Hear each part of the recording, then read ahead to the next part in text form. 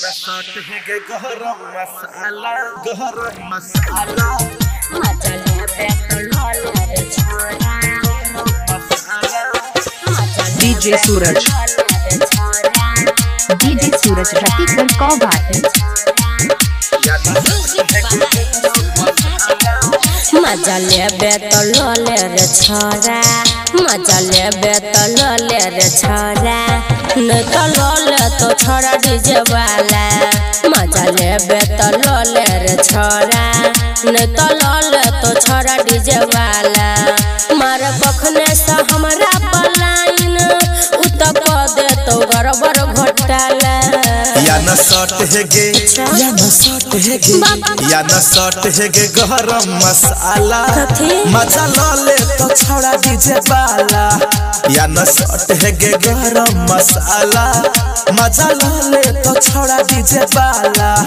रही हो सबके नजरिया से बच के न कर दे तो मुंह की काला मजा ले पेट्रोल रे छोरा मजा ले पेट्रोल रे छोरा नहीं तो लोले तो मजा डीजे वाला या न शॉट है गे गरम मसाला मजा ले तो छोड़ा डीजे वाला डीजे सूरज रफीक कवाही डीजे मिक्सिंग के लिए संपर्क करें।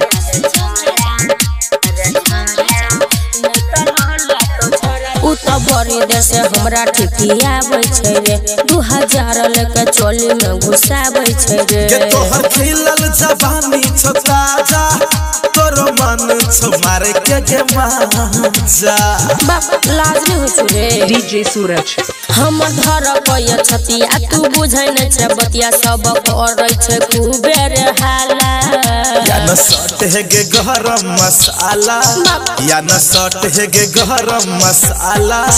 मजा ले तो छोड़ा डीजे वाला मजा ले पेट्रोल रे छोरा मजा ले पेट्रोल रे छोरा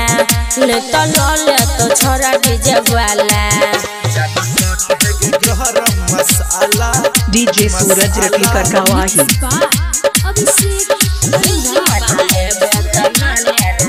ऐसा लफुआ छोरा सबके पर नाम कर दे नाच करेला छोरा के या राम कर दे सनु महबल से रहा के बच के अच्छा रात काट ले तो कला में कस के बाप रे बाप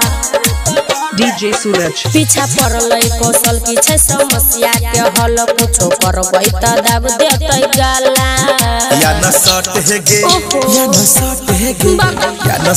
है गे गरम मसाला